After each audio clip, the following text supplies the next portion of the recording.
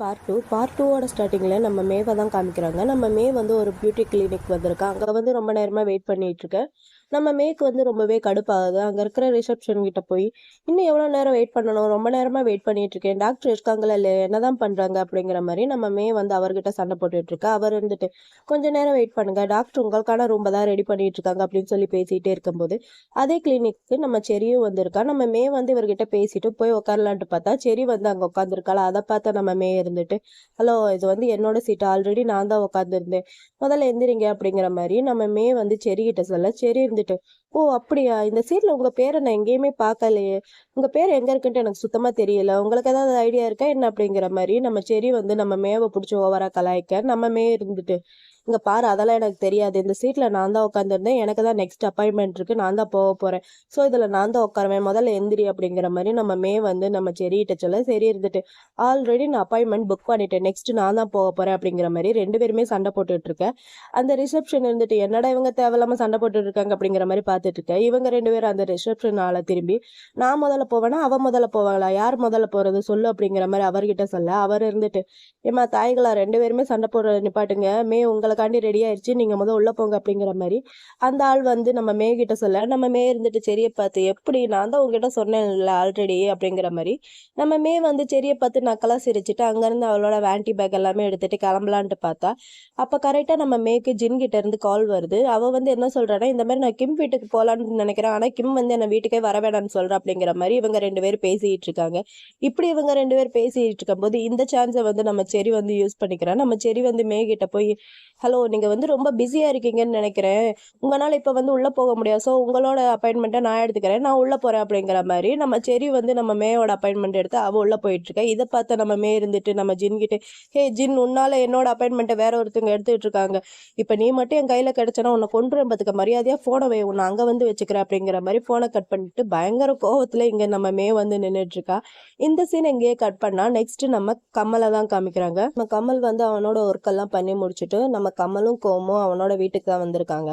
நம்ம கமல் வந்து காரை விட்டு இறங்கி நம்ம கோம் கிட்ட, இங்கே பாரு நீ ரெஸ்ட் எடுக்கிறதா இருந்தால் போய் ரெஸ்ட் எடு, ஏன்னா நாளைக்கு காலையில் நிறைய ஒர்க் இருக்குது, நம்ம எல்லாமே அதை பார்க்கணும், போய் ரெஸ்ட் எடு அப்படிங்கிற மாதிரி நம்ம கமல் வந்து நம்ம கோம் கிட்ட சொல்ல, நம்ம கோம் இருந்துட்டு சரி ஓகே சார் அப்படிங்கிற மாதிரி சொல்லிட்டு ரெண்டு பேருமே வீட்டுக்குள்ளே வந்துட்டு இருக்காங்க. அப்படி வந்துட்டு இருக்கும்போது நம்ம கமல் வீட்டில் ஒர்க் பண்ணிட்டு இருக்கிற ஒரு மெய்ட் ஆண்டி வந்து நம்ம கமலுக்கு வந்து இந்தாங்க சார் ட்ரிங்க்ஸ் எடுத்துக்கோங்க அப்படிங்கிற மாதிரி தண்ணி கொண்டு வந்து கொடுக்குறாங்க. நம்ம கமலுக்கு சரி ஓகே அப்படிங்கிற மாதிரி அந்த தண்ணி எடுத்து குடிச்சிட்டு இருக்கா. அப்படி இவன் குடிச்சிட்டு இருக்கும்போது அந்த மெய்ட் ஆண்டி வந்து நம்ம கமல் கிட்ட ஏதோ சொல்ல வர்றதுக்கு ட்ரை பண்ணிட்டு இருக்காங்க, தயங்கி தயங்கி சொல்றதுக்கு ட்ரை பண்ணிட்டு இருக்காங்க.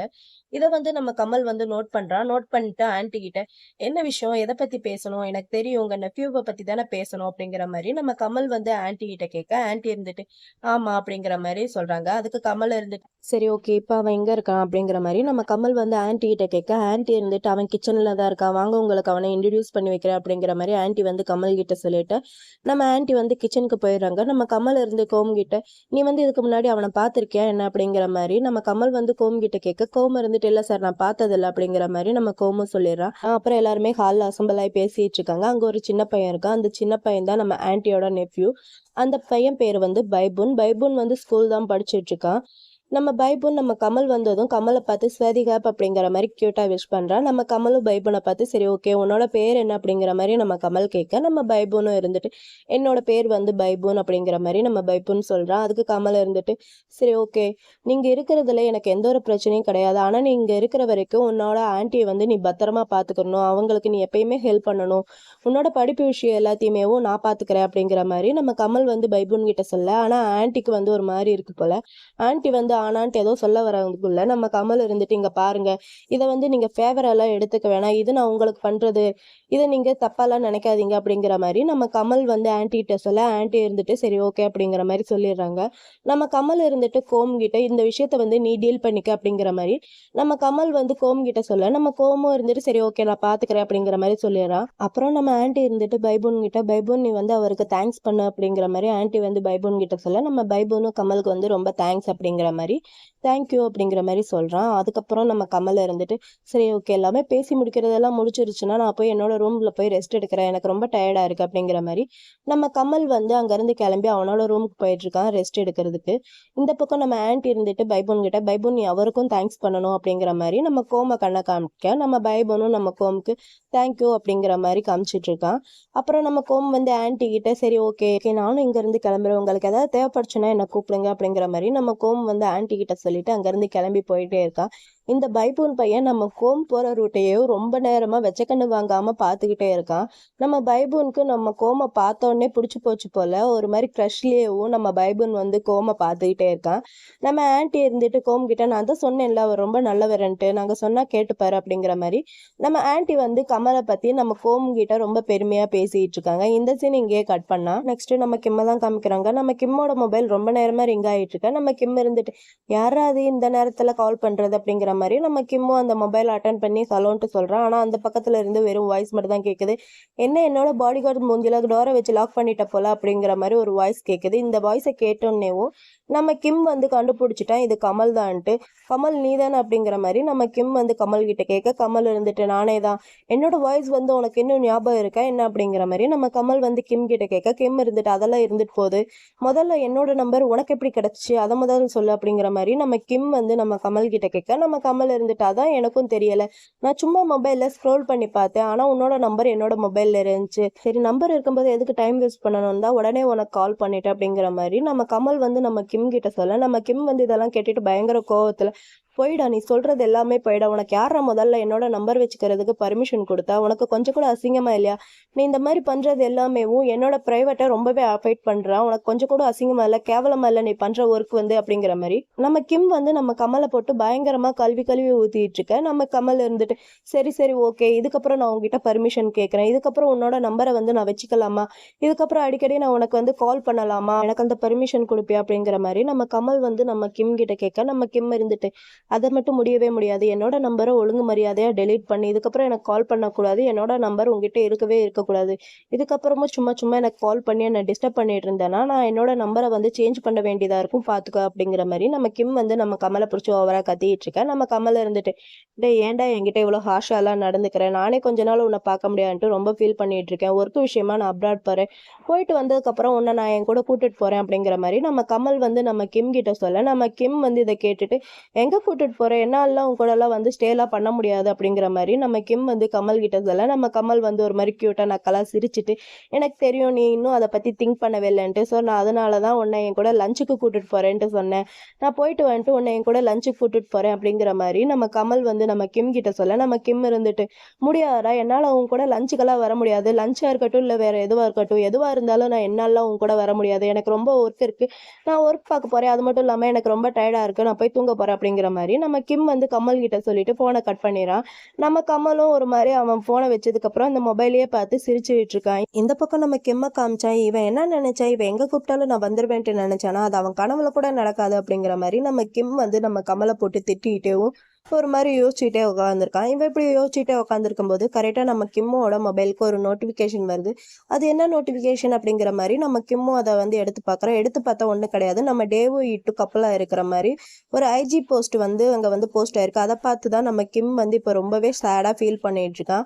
இந்த சீன் இங்கேயே கட் பண்ணால் நெக்ஸ்ட் நம்ம டேவையும் இட்டையும் தான் காமிக்கிறாங்க. நம்ம டே பையன் குளிச்சுட்டு அப்படியே ஹேர் அப்படியே தொடச்சிட்டே வந்துட்டு இருக்கான். நம்ம இட் பையன் அப்படியே பெட்டில் உட்காந்துட்டு அவன் மொபைலை பார்த்து ரொம்ப ஃபன்னியாக சிரிச்சுக்கிட்டே இருக்கான். அவன் வந்து எதை பார்த்து சிரிக்கிறான்னா அந்த ஐஜி போஸ்ட்டை பார்த்து தான் சிரிச்சிட்டு இருக்கான். அந்த போஸ்ட்டை வந்து ஷேர் பண்ணது நம்ம டேவும் இட்டோட ஃப்ரெண்டு, அவன் பேர் வந்துட்டாய், அவன் தான் வந்து அந்த ஐஜி போஸ்ட்டை வந்து ஷேர் பண்ணியிருக்கான்.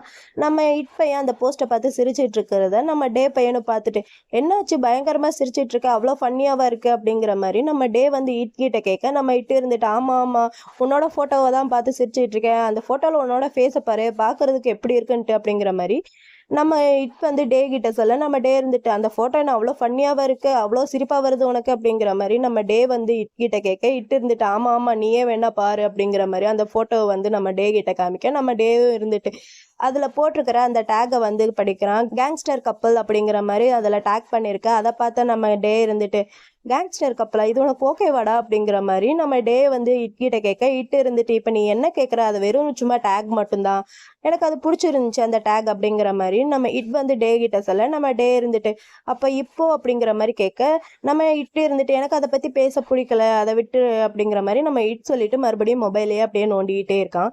அப்படி நோண்டிட்டு இருக்கும்போது நம்ம கிம்மோட சில ஐஜி போஸ்ட் எல்லாமேவும் நம்ம இட் வந்து பார்க்குறான். பார்த்துட்டு எங்க கிம்ம பாரு, கிம் ரொம்பவே அழகா இருக்கான் அப்படிங்கிற மாதிரி நம்ம இட் வந்து நம்ம கிம்ம பத்தி நம்ம டே கிட்ட சொல்ல, நம்ம டே இருந்துட்டு அழகா இருந்தே இப்ப என்ன பண்ண சொல்ற, நீ அவனை ரொம்ப தான் ஓவரா பாராட்டிட்டு இருக்க அப்படிங்கிற மாதிரி நம்ம டே வந்து இட் கிட்ட சொல்றான். அது கிட்ட இருந்துட்டு நீயே பாரு, நான் ஒன்றும் ஓவராலா பாராட்டல, அவரோட ஒவ்வொரு போட்டோவுமே ரொம்ப அழகா இருக்காரு, கியூட்டா இருக்காரு, நீயே பாரு அப்படிங்கிற மாதிரி நம்ம இட் வந்து நம்ம கிம்மோட போட்டோவை நம்ம டே கிட்ட காட்டுறான் பாரு அப்படிங்கிற மாதிரி நம்ம டேவும் அந்த போட்டோ பார்த்துட்டு இப்போ இதுக்கு என்னவா நல்லா தான் இருக்கான் அப்படிங்கிற மாதிரி நம்ம டேவும் நம்ம இட்கிட்ட சொல்ல, நம்ம இட்டு இருந்துட்டு இங்க பாரு, நான் உன்ன நினைச்சும் அவனை நினைச்சும் முதல்ல கவலைப்பட்டேன், ஆனா இதுக்கப்புறம் உன்ன நினைச்சும் அவனை நினைச்சும் நான் கவலைப்பட மாட்டேன், எனக்கு ஒரே ஒரு ப்ராமிஸ் மட்டும் பண்ணி கொடு, இதுக்கப்புறம் உன்னோட லைஃப்ல நான் மட்டும்தான்ட்டு, என்னோட லைஃப்ல இதுக்கப்புறம் நீ மட்டும்தான், எனக்கு இதை மட்டும் ப்ராமிஸ் பண்ணி கொடு அப்படிங்கிற மாதிரி நம்ம இட் வந்து நம்ம டே கிட்ட ப்ராமிஸ் பண்ணு அப்படிங்கிற மாதிரி கேட்க, நம்ம டேவும் இருந்துட்டு கரெக்ட், நான் இதுக்கப்புறம் உனக்கு ப்ராமிஸ் பண்ணி தரேன், என்னோட லைஃப்ல இதுக்கப்புறம் நீ மட்டும் தான், உன்னை விட்டுட்டு நான் இதுக்கப்புறம் எங்கேயுமே போக மாட்டேன் அப்படிங்கிற மாதிரி நம்ம டேவும் நம்ம இட் வந்து ப்ராமிஸ் பண்ணி கொடுக்குறான்.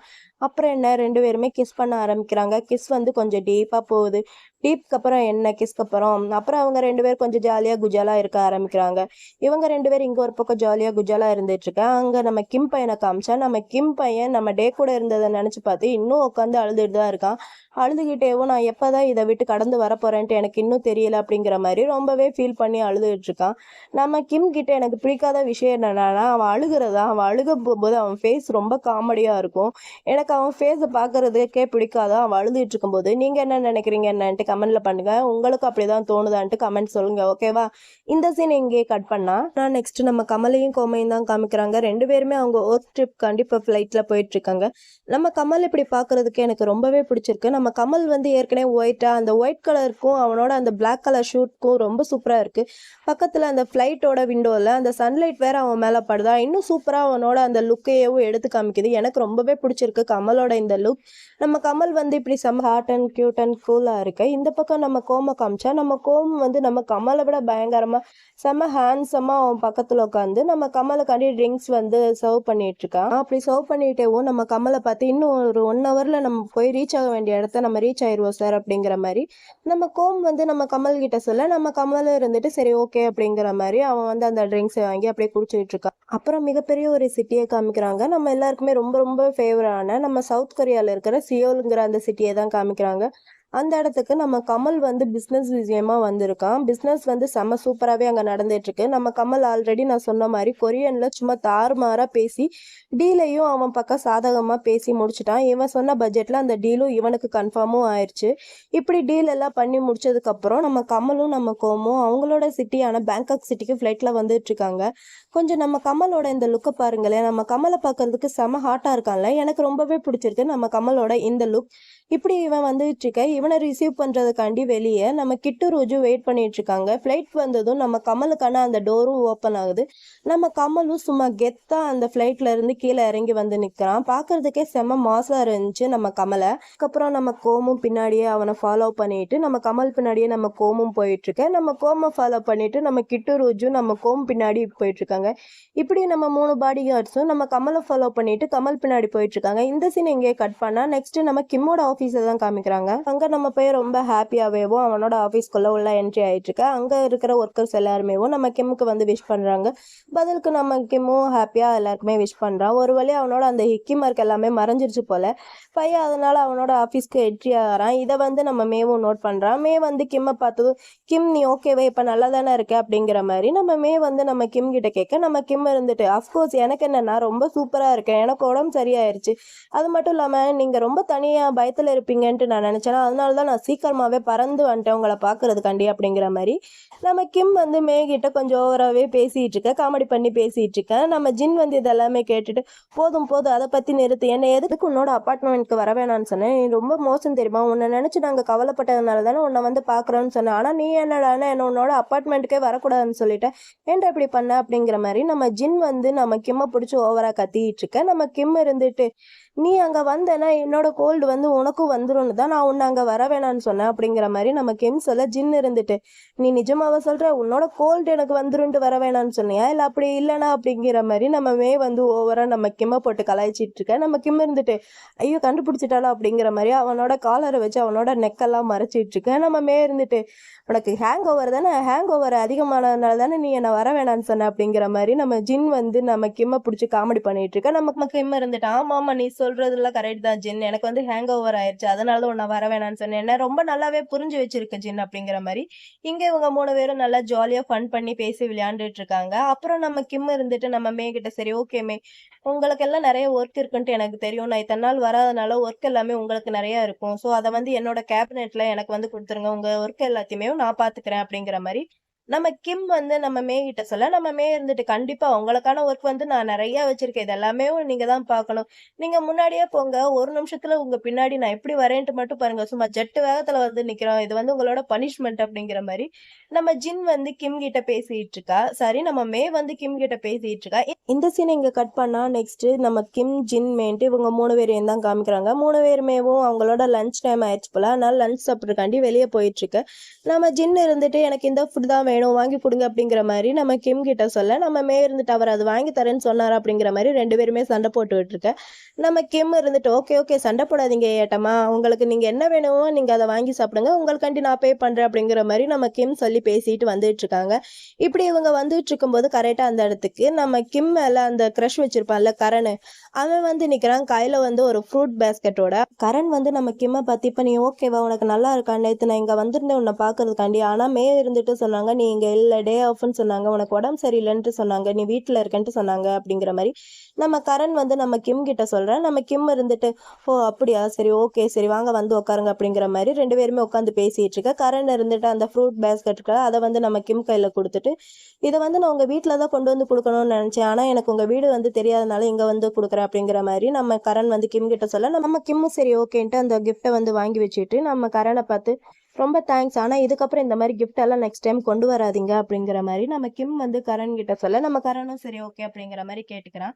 அப்புறம் நம்ம கரண் வந்து கிம் கிட்ட கிம் நான் உங்ககிட்ட ஒன்று கேட்கவா, இது வந்து உங்களுக்கு இப்போ லஞ்ச் டைம் தானே, நீங்க என் கூட வந்து லஞ்சுக்கு வரீங்களா, நான் உங்களை லஞ்சுக்கு இன்வைட் பண்ணவா, ப்ளீஸ் நீங்க என் கூட வாங்கலையே அப்படிங்கிற மாதிரி நம்ம கரண் வந்து நம்ம கிம் கிட்ட கேட்குறான். நம்ம கிம் கிட்ட கேட்க நம்ம கிம்க்கு வந்து என்ன பதில் சொல்றேன்ட்டே தெரியாம அங்க நிக்கிற மேவையும் ஜின்னையுமேவும் திரும்பி பார்த்துட்டு இருக்கா. அவங்க 2 பேரும் இருந்துட்டு மாற்றான அவனை அப்படிங்கிற மாதிரி இவனை பார்க்க, இந்த பக்கம் நம்ம கரண் இருந்துட்டு ப்ளீஸ் ப்ளீஸ் அப்படிங்கிற மாதிரி கெஞ்சிக்கிட்டே இருக்கான். ஆனா நம்ம கிம்க்கு தான் என்ன பதில் சொல்றேன்ட்டே தெரியலையே, அது அது வந்து இப்ப நான் என்ன சொல்ல வரேன்னா அப்படிங்கிற மாதிரி ஏதோ சொல்லி சமாளிக்க ட்ரை பண்ணிட்டு இருக்கான். அப்ப கரெக்டா அந்த இடத்துக்கு ஒரு ஆள் நடந்து வர மாதிரி ஒரு ஃபுட் சவுண்டு வந்து பயங்கரமா அங்க எல்லாருக்குமே கேட்டுட்டு இருக்கு.